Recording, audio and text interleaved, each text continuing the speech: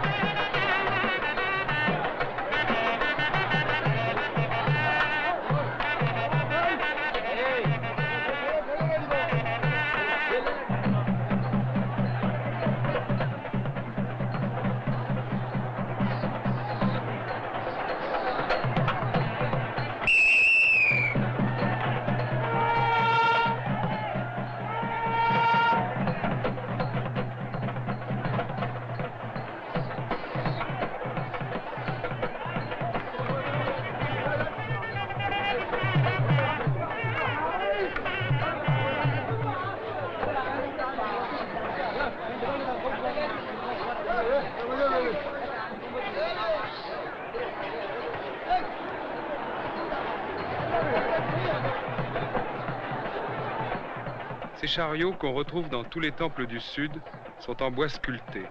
Extrêmement lourds, très peu maniables, ils n'ont ni frein ni direction. Ils n'ont pas d'âge non plus. On ne les a pas changés depuis des siècles. On remplace les pièces usées au fur et à mesure. À l'intérieur du chariot se trouvent des prêtres. Chaque fois qu'on s'arrête, ils bénissent les offrandes qu'on leur monte dans des paniers, des noix de coco et toutes sortes de fruits.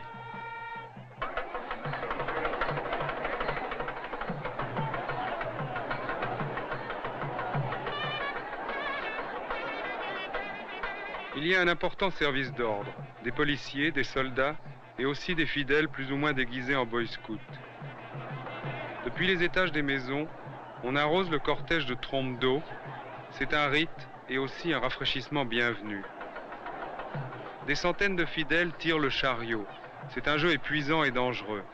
Pour le faire démarrer, il faut un levier et plusieurs hommes. Pour l'arrêter, on jette des cales sous les roues. Le chariot glisse sur 20 mètres avant de s'immobiliser. À tout moment, on croirait que l'ensemble va verser.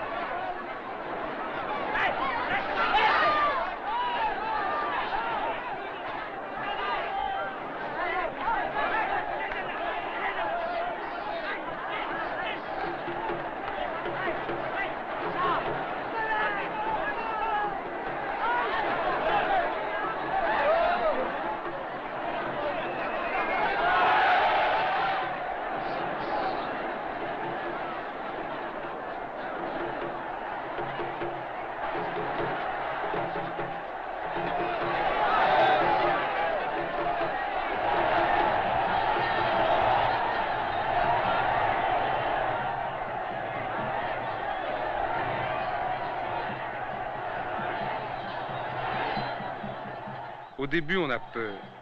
Peur de cette foule qui hurle, peur de ce mastodonte dont on se demande s'il ne va pas défoncer une maison ou écraser une grappe de fidèles.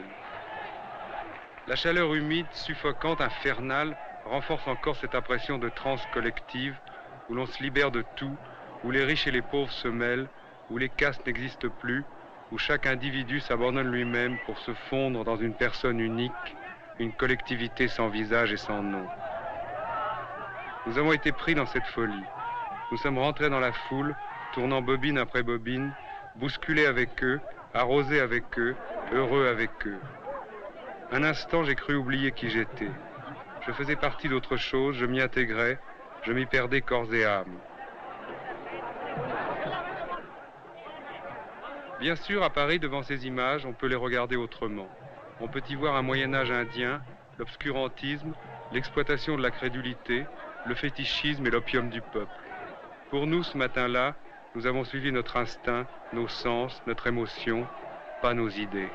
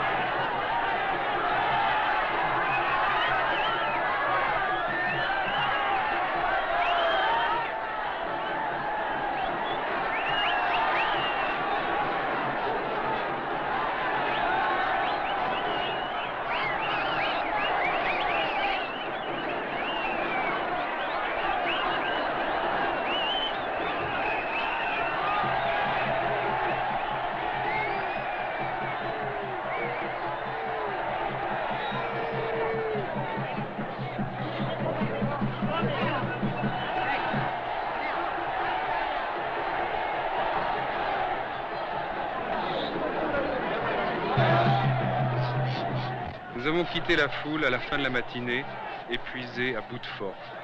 Pendant 5 heures, nous avions vécu d'une autre façon, à un autre rythme. Dans cette inlassable répétition des mêmes gestes, dans cette accumulation des visages, le temps avait disparu, il avait complètement cessé d'exister.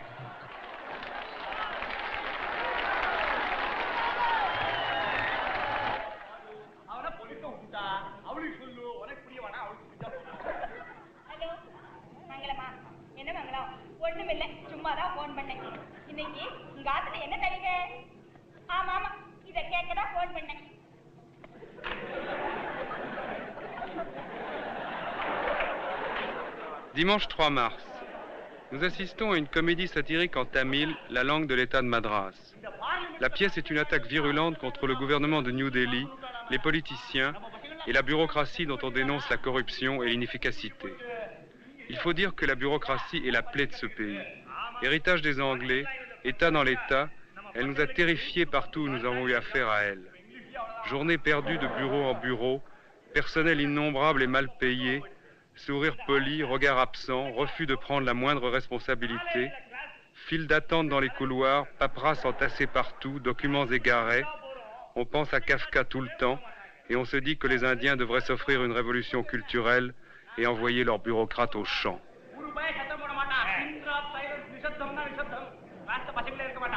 Mohammed bin Tughlaq. Who wrote it? Myself. My name is Cho. L'auteur s'appelle Cho. C'est sa 13e pièce, il l'a écrite en 2 jours. Il joue aussi le rôle principal, celui de l'empereur moghol Mohammed ben Tughlaq, célèbre pour son despotisme, qui régnait sur l'Inde il y a 3 siècles. Cho a imaginé que Tughlaq revient en Inde aujourd'hui, réclame son trône et devient Premier ministre. On découvre à la fin qu'il s'agit d'un imposteur qui voulait prouver aux Indiens que leur politique est absurde. So it's a satirical play. Yes, it's a satire. It's an attempted satire. About politics in Yes, India today. Yes, politics in India. Il y a quelques années, s'est créé ici un nouveau parti politique, le DMK, qui faisait campagne pour que l'État de Madras se sépare du reste de l'Inde et devienne indépendant. Aux élections de 67, le DMK a pris le pouvoir à Madras. On a mis de côté pour l'instant les mots d'ordre séparatistes, mais le fait est significatif. L'Inde, grande comme l'Europe, est une mosaïque de peuples qui n'ont en commun que la religion et le système des castes. Les Indiens du Sud, les Tamils surtout, sont très conscients de leur particularisme. Ils sont persuadés d'être les vrais Indiens, ceux qui ont le mieux résisté aux influences étrangères, ceux qui ont conservé intactes les coutumes, la religion, la culture d'autrefois. Ils descendent des premiers habitants de l'Inde et n'ont pas ou peu de sang arien. Ils sont très noirs de peau, ce qui les fait souvent mépriser par les Indiens du Nord. À ces habitants du Nord, ils reprochent de les coloniser, de les exploiter. Un de leurs grands problèmes est celui de la langue. Le gouvernement central envisage de supprimer l'anglais comme langue administrative et de le remplacer par l'hindi, langue dominante du Nord.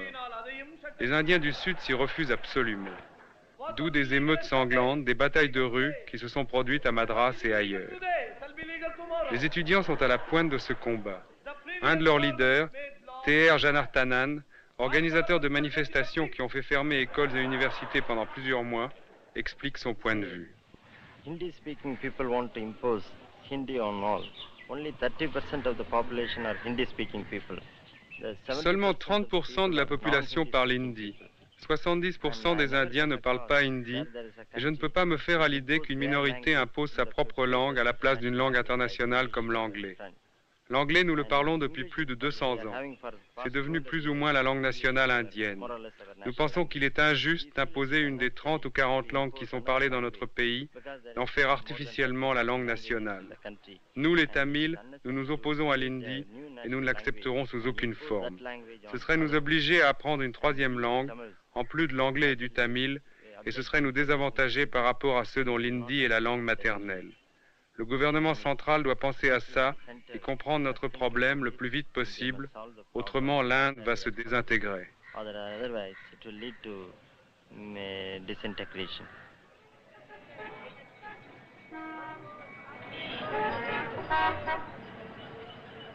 Le gouvernement indien fait un effort gigantesque pour promouvoir le contrôle des naissances. Partout en Inde, nous avons retrouvé cette affiche de la famille heureuse à 4 têtes, 2 parents, 2 enfants. jusque dans les villages les plus reculés. Nous sommes allés visiter le pavillon du planning familial de la foire de Madras. Une foule mélangée défile devant les photos et les chiffres, se laisse conditionner par le haut-parleur.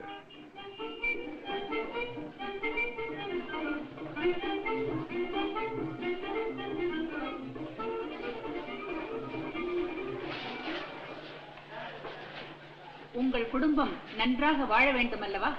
அதற்கு திட்டமிடுங்கள். நீங்கள் வேண்டும் போது மட்டும்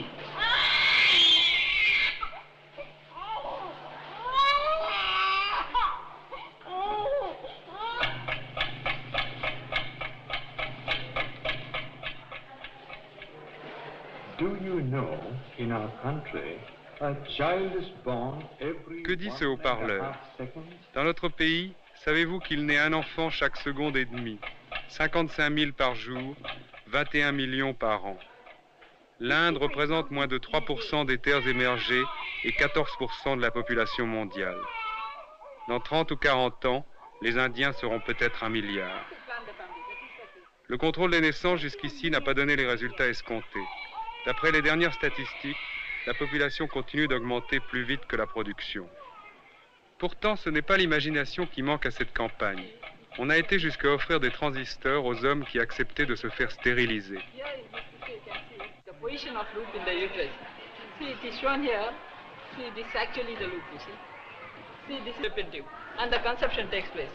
Suppose at that time no union is there between the egg and the sperm. No conception will be there, and the egg comes and rests in the uterus, and the cycle follows. That is, menstruation cycle follows. So operation, and so in this operation, we cut the sperm. This was both sides.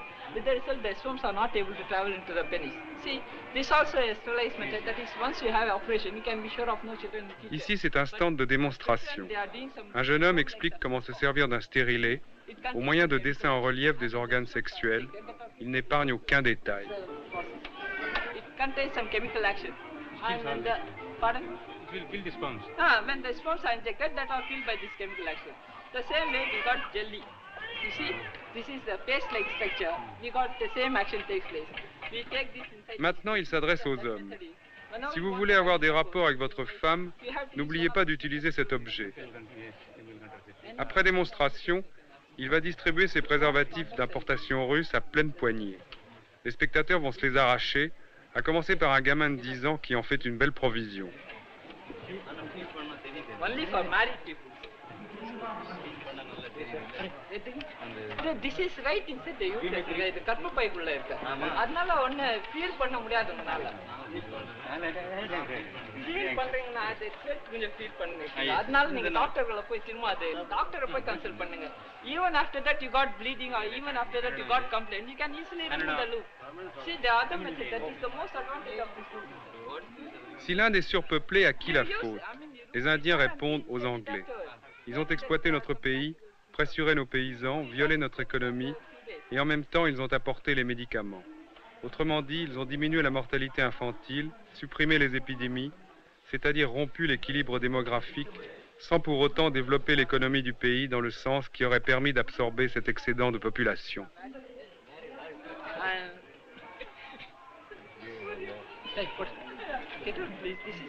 இதெல்லாம் உங்க அப்பா யூஸ் பண்ணுங்க என்னத்துக்கு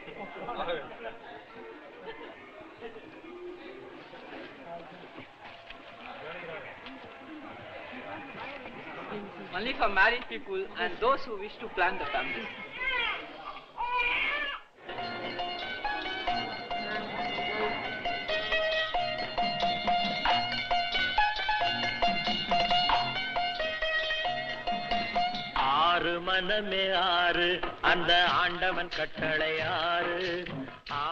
À Madras, le cinéma est vraiment une industrie.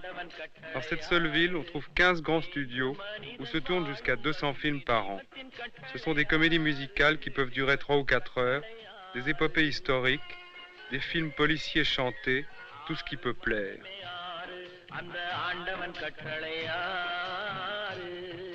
En voyant ces affiches, en les comparant aux spectacles de la rue, on se pose toujours la même question. Pourquoi dans un pays où la population est si belle, si fine, les vedettes de cinéma sont-elles presque toujours grasses, trapues, avec des visages lourds? Ils se recouvrent le visage d'un maquillage blanc et rose qui les rend plus laids encore. C'est toujours le préjugé racial de la couleur. Pour être beau, il faut être blanc.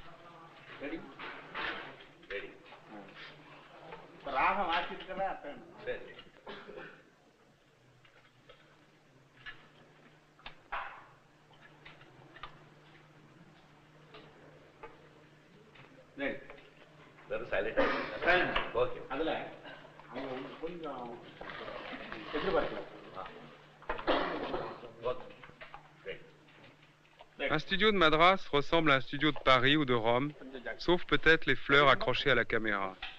On ne se presse pas. Ici, le tournage d'un film peut durer 1 an. Celui-ci est une super production qui raconte les amours contrariés d'un beau musicien et d'une fille de famille accompagnée de son mentor. Voici la scène du coup de foudre.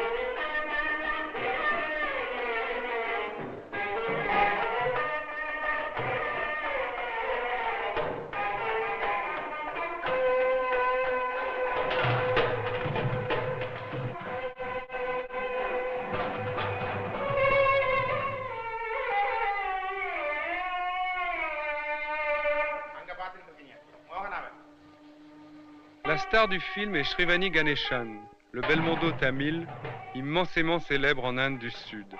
Il a débuté au théâtre à l'âge de 5 ans. Il tourne plusieurs films en même temps et reçoit des cachets fabuleux.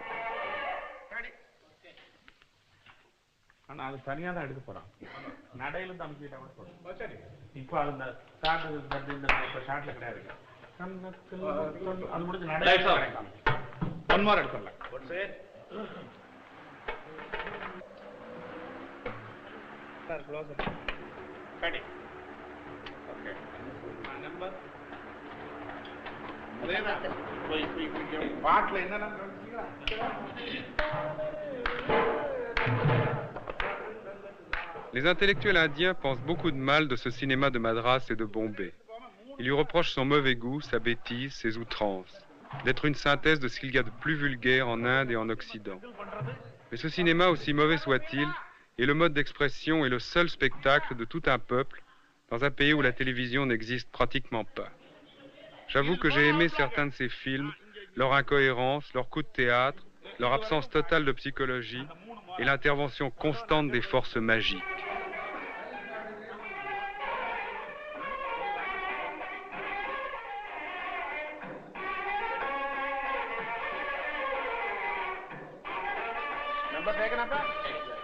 Ready? Camera ready? See what it is. Start camera.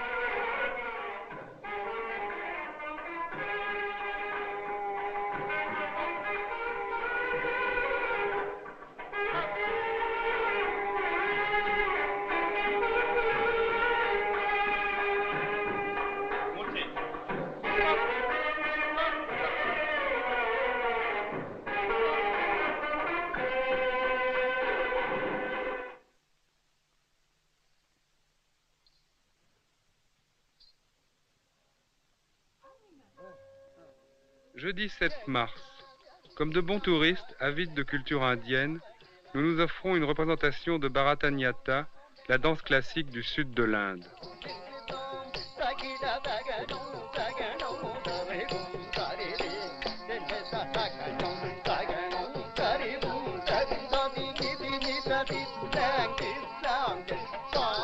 Nous sommes un peu surpris par l'embonpoint de la danseuse et aussi par la présentation un peu musicale du spectacle. On nous traite en touristes, et pourtant comment ne pas être sensible à l'extrême grâce des gestes, à la beauté du chant.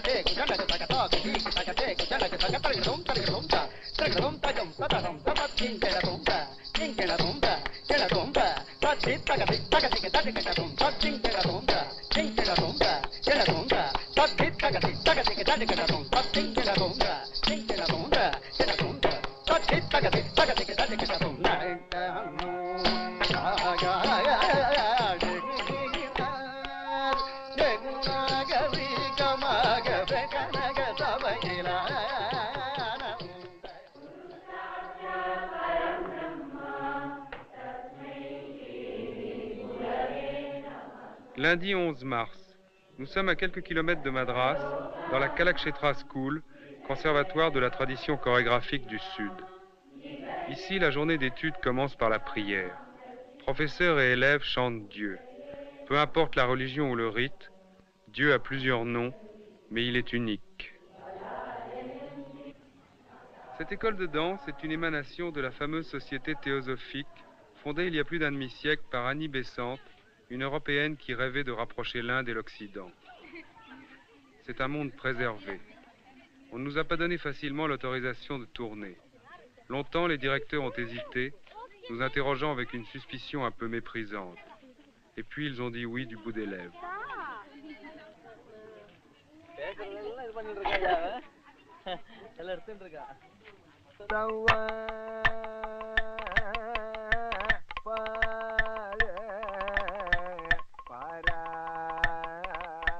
Il y a plusieurs cours. Nous assistons à une classe de Kathakali, la danse du Kerala, dont la tradition culturelle est différente. Le Kathakali, plus réaliste, plus proche du mime, est réservé aux hommes. Il se présente comme une grande pantomime religieuse aux multiples personnages.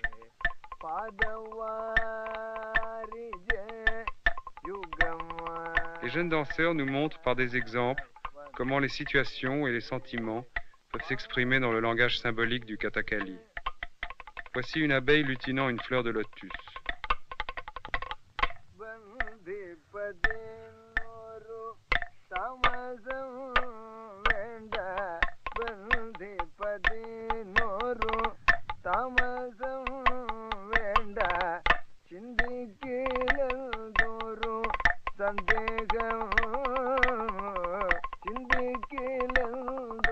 L'escalade d'une montagne.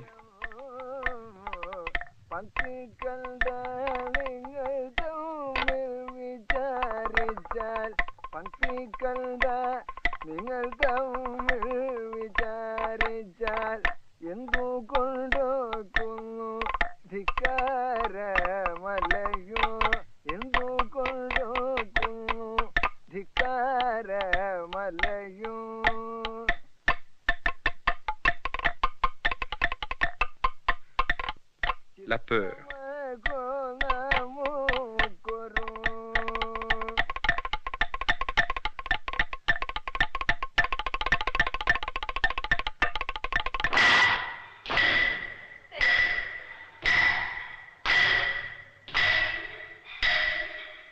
Les cours commencent très tôt le matin, avant que la chaleur devienne accablante. Le Bharatanyata est une danse de femmes, plus stylisée, plus pure que le Kathakali. Pour être une bonne danseuse de Bharatanyata, il faut commencer très jeune et s'armer de patience. Ces petites filles vont travailler pendant 10, 15 ou 20 ans avant de se produire en public. Chaque mouvement du poignet, la nuance du regard, la position du pied, tous ces gestes ont une signification précise. Le Bharatanyata est un code, un langage chiffré, que non seulement la danseuse doit connaître, mais aussi le spectateur, sans quoi il ne pourra suivre le récit. L'occidental qui assiste à ces danses se sent incapable de comprendre, incapable de participer. Nous jugeons de l'extérieur en esthète, nous y voyons un spectacle, c'est une cérémonie.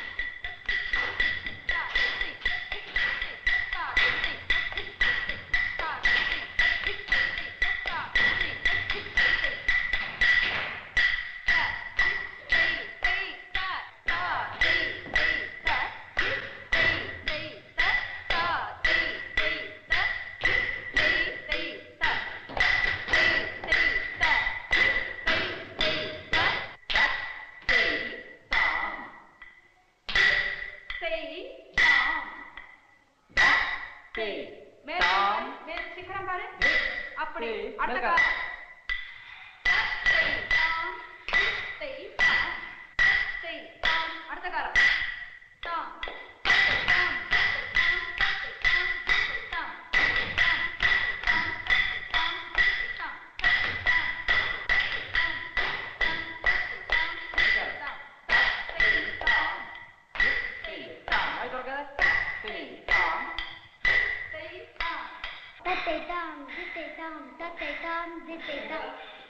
அடுத்த காலம்.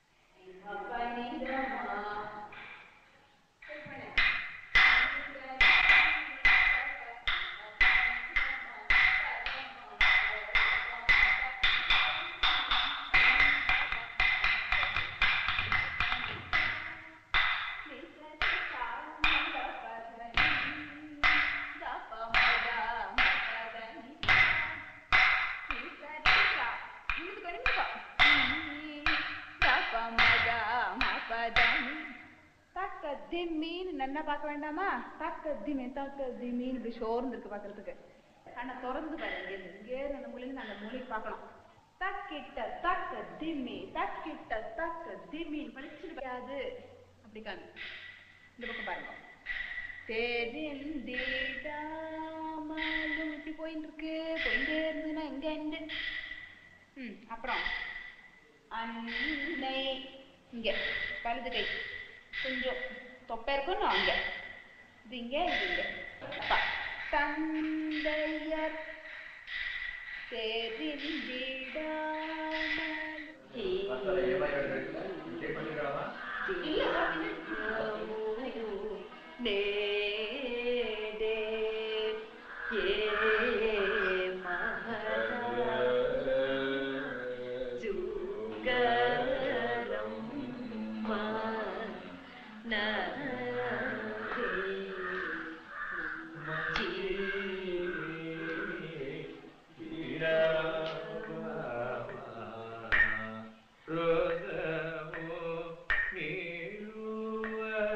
Passant d'une classe à l'autre, profanes perdus dans un monde sacré et profanes encombrants avec nos appareils, il y a quelque chose qui nous a beaucoup frappés. Personne ne faisait attention à nous. Professeurs et élèves étaient extraordinairement concentrés sur leurs exercices. Pour elles, nous n'existions même pas. C'était presque vexant.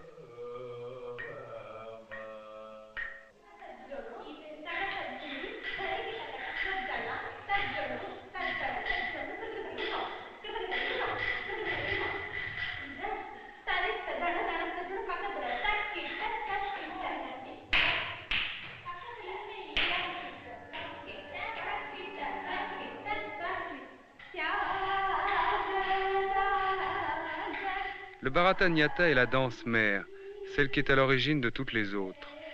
On dit qu'elle est née à Tanjore, le grand temple des rois de Cholas. Les danseuses étaient attachées au temple et ne se produisaient que pour le culte.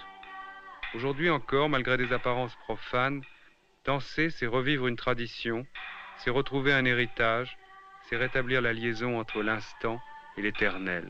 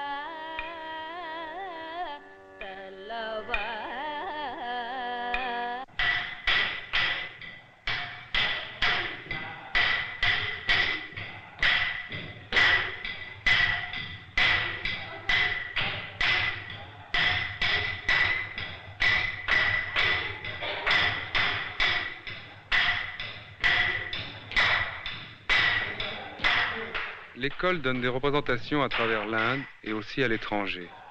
Les élèves y interprètent de grands ballets à nombreux personnages. Mais le rêve de toutes ces danseuses est de se produire en soliste. Bien peu d'entre elles y parviendront. D'autres resteront à l'école en devenant professeurs et transmettront la tradition. On assiste actuellement à une renaissance du Bharatanatyam, presque mort il y a 50 ans. C'est peut-être l'Inde qui commence à tomber tout doucement dans le folklore. Alors cette renaissance annoncerait une mort prochaine, comme partout ailleurs où l'on recrée artificiellement les traditions anciennes.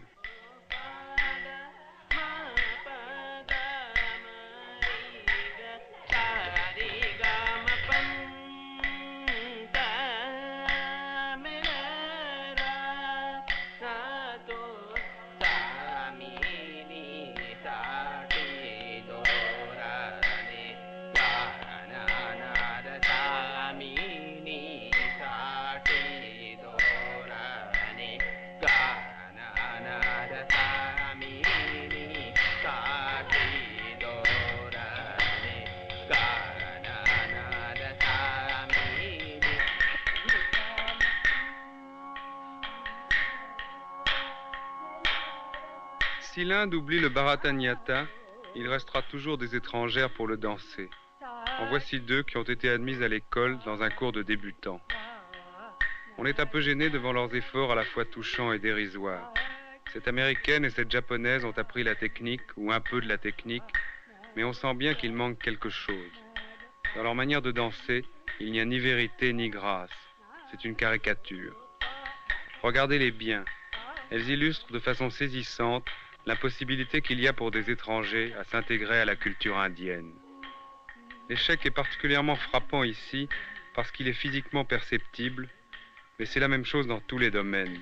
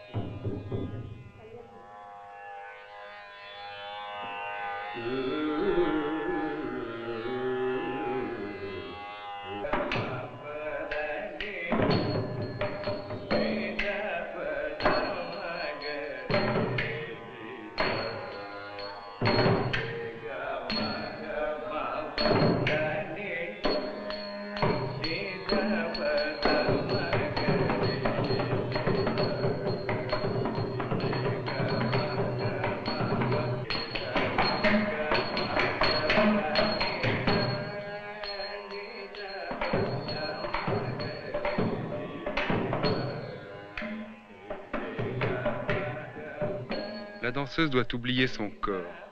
Difficulté immense puisqu'on ne peut arriver à la perfection que par un contrôle absolu des gestes et une mémoire infaillible.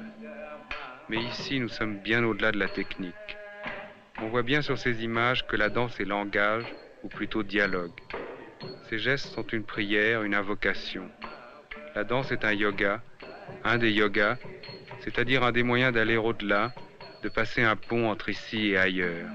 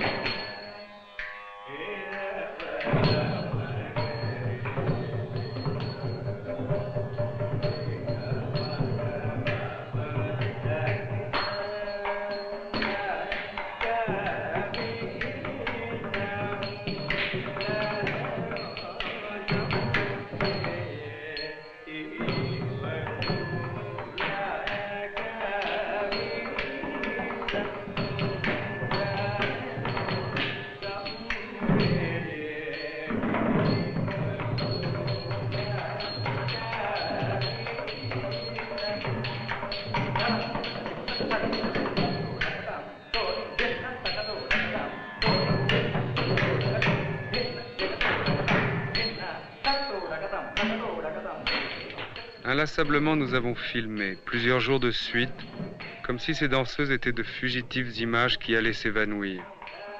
Quelque chose d'incertain, d'irréel dans l'atmosphère, vous avez le cœur serré. Cette grâce, cette beauté, cet accord parfait du corps et de la pensée, c'est un peu l'image idéale de l'Inde, celle que j'avais si peu rencontrée que je me demandais si elle existait vraiment.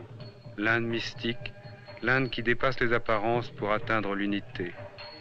Les Indiens du Sud aiment représenter leur grand dieu Shiva dans son incarnation de Nataraja, le danseur cosmique, celui qui ordonne les mouvements de l'univers. La danse est l'expression suprême de l'hindouisme.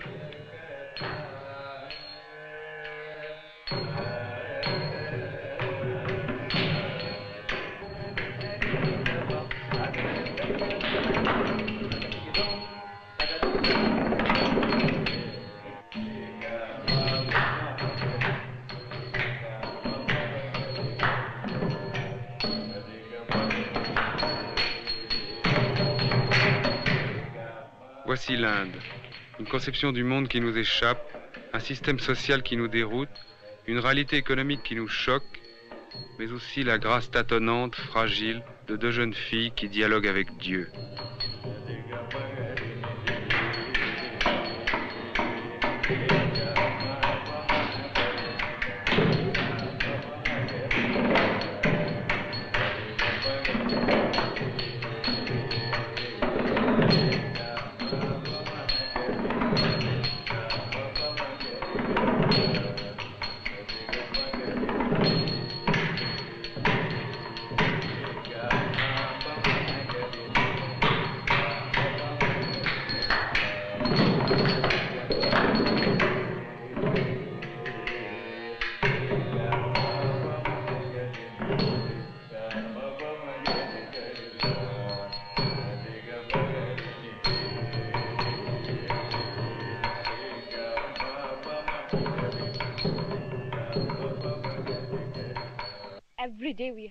Tous les jours, nous devons travailler, le matin de 9 à 11 et souvent aussi l'après-midi.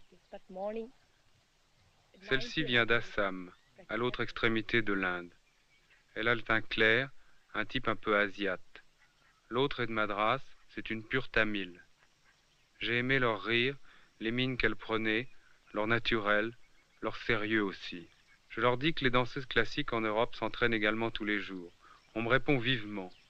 Nous devons nous concentrer davantage. Si vous ne pensez pas profondément à ce que vous faites, vous ne pouvez pas exprimer votre foi, votre amour de Dieu.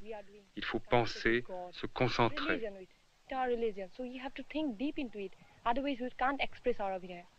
Unless we think of it, we know our God well. It means we can't express unless we think it deeply.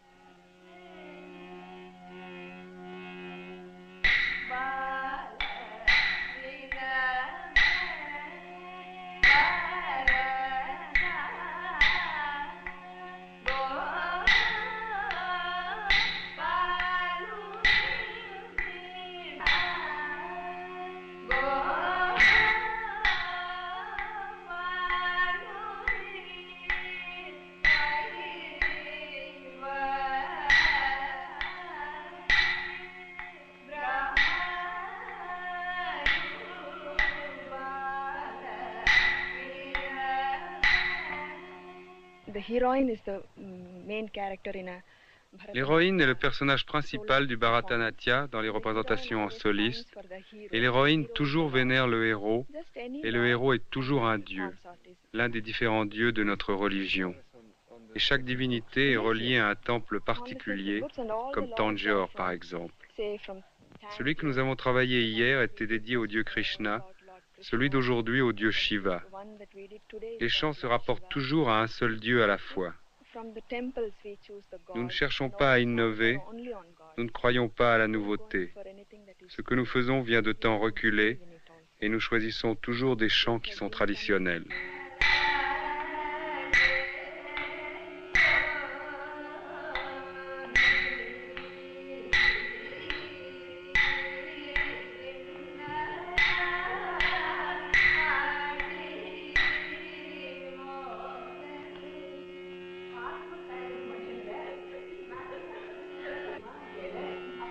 Elles sont un peu les stars de l'école, les meilleures, en tout cas celles qu'ils deviendront.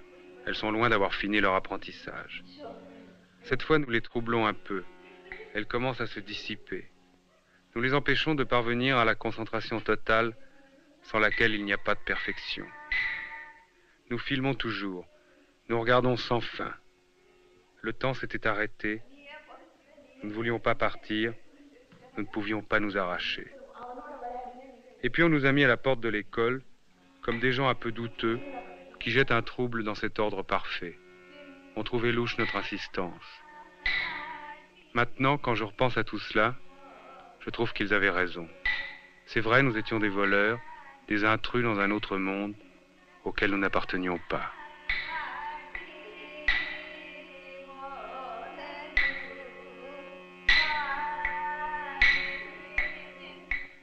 தோலெல்லாம் தூக்கிட்டு இருக்குமா